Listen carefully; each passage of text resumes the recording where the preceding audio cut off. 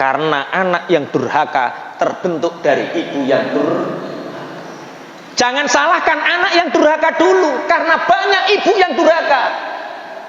Ibu yang tidak memberi hak anaknya, itu ibu durhaka, Pak. Lahir lagi rong ulan wis gak disusoni, Pak. Dikei susu sapi. Ibu durhaka. Hanya karena pingin langsing. Selfie neng TikTok. Terus anak ora dikei susu ASI, dikei susune sapi. Ibu durhaka. Bojomu kok nakal angel kandhanane, Pak. Aja tuturi wayah melek, ditukari sampean, Pak. Anak bojone sampean kok kepingin mobil Avanza, gak kena diempet, Pak. Ben wae ben. Hati-hati wae nek turu. Ketika dia tidur beleh, Bu, sing gak pingin mobil iku sapa? Aku ya pingin, tapi mbok delok to jetokku ki lho didelok, Bu. Insya Allah nek duwe tak tumbasno, sabar ya sabar. Lihat besok paginya apa yang terjadi. Mesti kaya ape wani piye ngono angel. Nabi Nuh alaihissalam itu punya beberapa istri. Solihah.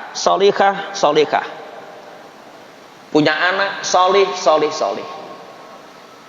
Kemudian Nabi Nuh menikah dengan seorang perempuan, ibunya Kan'an. Dia kafir. Di samping kafir, dia wanita penjilat. Sehingga dari kelakuan buruk istrinya ini lahirlah seorang yang bernama Kan'an. Kan'an ini anak yang durhaka. Tapi sak durhakane anak, seorang bapak pasti kasihan. Nabi Nuh ketika banjir bandang sudah terjadi, orang-orang yang beriman sudah naik kapal semua.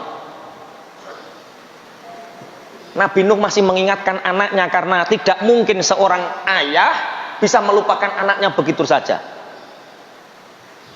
Qala ya bunayyar kam ma'ana, Qala dawu sapa Nuh, ya bunayya he anak cilik ingsun, irkab munggah sapa sira ma'ana sertane kita. Hai anak kecilku, hai anakku, naiklah. Ya bunayya bukan berarti terus Kan'an iku jek cilik, enggak. Saat itu Kan'an juga sudah mulai dewasa. Hei anakku, naiklah ke kapal ini bersamaku, naiklah ke kapal ini bersamaku. Apa jawab Kan'an? Qala sa'awi ila jabali ya'simuni minal ma. Bapak, biarkan aku naik gunung saja daripada mengikutimu. Anak kelakuan kaya ngene iki anak durhaka apa anak soleh? Durhaka. Perintah-perintahane angel. Dijak selamat munggah kapal mboten purun. Qala sa'awi ila jabali ya'simuni minal ma. Biarlah Bapak, aku tak naik gunung saja, biarkan gunung ini yang menjagaku dari air banjir ini. Dijawab oleh Nabi Nuh, qala la 'asimal yauma min amrillahi illa marrahim. Nak, hari ini tidak ada satupun orang yang diselamatkan oleh Allah kecuali orang-orang yang dikasihani oleh Allah. Akhirnya tenggelamlah ini Kan'an. Ketika tenggelam ini, ketika perahu Nabi Nuh ini sampai di Gunung Judi, Nabi Nuh sujud kepada Allah. Ya Allah, Engkau telah menjanjikanku untuk menyelamatkan ahliku, keluargaku. Sedangkan anakku Kan'an telah terbawa arus banjir bandang. Dijawab oleh Allah. Qala laisa min ahlik, innahu amalun ghairu salih. Hei Nabi Nuh, Kan'an itu bukan anakmu, bukan keluargamu, karena dia tidak beriman. Innahu amalun ghairu salih. Kan'an itu melakukan perbuatan yang tidak salih, yang tidak baik. Makanya 3 golongan orang yang beruntung. Yang pertama adalah anak yang berbakti. Anak yang berbakti dilahirkan dari seorang istri yang diridhoi oleh suaminya. Karena anak durhaka terlahir dari seorang istri yang durhaka. Bapak Ibu mungkin hari ini masih ada anak yang mempunyai anak nakal. Mungkin. Yang perlu dibenahi adalah kedua-duanya, tapi terutama ibu.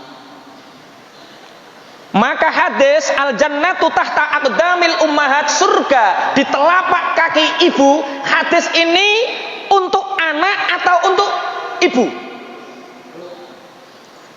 Jawab salah rapopo, bener tambah penak kok aku nek jelasno. Surga di telapak kaki ibu, hadis ini untuk anak atau untuk ibu? Iki mau disalahno, Pak. Anak sing kene ibu. Wes, grup A di CA.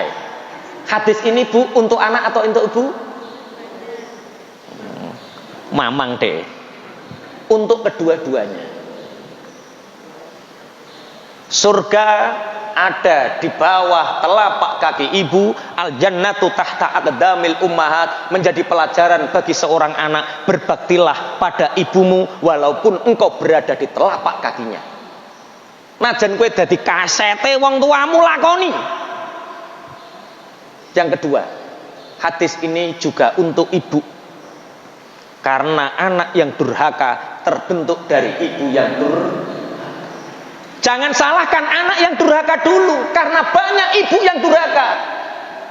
Ibu yang tidak memberi hak anaknya, itu ibu durhaka, Pak. Lahir lagi rong ulan wis gak disusoni, Pak. Dikei susu sapi. Ibu durhaka. Hanya karena pingin langsing, selfie neng TikTok, terus anak ora dikei susu ASI, dikei susune sapi, ibu durhaka. Bantah sak karepmu pokoknya. Sudah, anak dititipkan baby sister, sehingga anak tidak tahu bagaimana pendidikan ibu. Ibu yang menitipkan anak-anaknya kepada baby sister itu ibu durhaka. Berarti yang durhaka tidak hanya anak, tapi ibu juga bisa Ayo Bu, anaknya dididik sing apik. Kemarin saya punya beberapa teman mengalami masalah anak. Ustadz, niki pertama bapake sing sowan. Perkara bapake iku kerja di Surabaya, terus beli soto, ditakoki karo tukang sotone, ketoke kok sumpek ya Pak. Iya Nak, Mas niki mikir anakku Mas. Anakku lho Mas, SMP kelas 3 wis kena narkoba. Iki wis bar tak tebus 20 juta, ijek dihukum petang ulah. Masya Allah, aku iso awan bengi kerja demi anak, demi istri. Anak baru kelas 3 SMP wis kena narkoba. Terus bakul sotone iku cerita, aku duwe kiai Bojonegoro, iku tahu eneng bocah kena narkoba ditobatno Pak. Jajal gawa rono wae. Bar iki aku dianggap dukun nih Pak. Sowan, saya mendengar seperti ini Ustadz, saya ingin seperti ini. Pokoknya nek gak ibu irene aku moh. Nek ibu irene aku gelem. Bareng ibu irunu tak sawang, yo iki penyebabnya yo iki. Bu, anake sampean pecandu narkoba kelas 3 SMP. Nggih Ustaz. Sampai hari ini apakah ada ridho di dalam hati ibu? Kulo gregeten Ustaz, ndongkol ning kene iki sempek sampai sesek. Selama sesek itu masih ada, selama ndongkol itu masih ada dan ibu tidak ridho, maka selamanya anak sampean jadi pecandu narkoba. Sampean kepingin sembuh, kepingin Ustaz ridho. Ya Allah aku ridho, ya Allah aku ridho. Najan anakku tuh pecandu narkoba, aku ridho, dia selamanya anakku. Ridhokan, karena mungkin keburukan anak itu dari sampean. Mestinya sing istighfar ning Allah itu sampean Bu. Terus tak kono ngene. Selama ini pendidikan yang Anda lakukan terhadap anak apa? Walah kula nek ngomengi pun ben dinten, nek obrak-obrak pun ben dinten. Lah ya wong omengan nganggur kok diterusno. Lah terus pripun Ustaz? Mulai malam ini Bu, nek sampean kepingin anake sembuh, satu, gak oleh ngomeng najan anake salah. Lah terus berlanjut, wis to meneng wong wedok kok angel kandhanane aku ngono kok. Dibantah. Mulai malam ini gak oleh ngomeng ning anak walaupun sak kecap, anak datang senyum. Anak datang nak, mari dolane nak. Empet wis pokoke masuk ati kene mbok piye sampean latihan ridho. Wis. Kenapa seperti itu Ustaz? Perkara anake sampean secara fisik akale wis ora kenek dituturi nganggo cangkem nganggo mulut. Yang perlu disentuh adalah rohnya, dan roh akan selalu hidup walaupun dia masih tidur.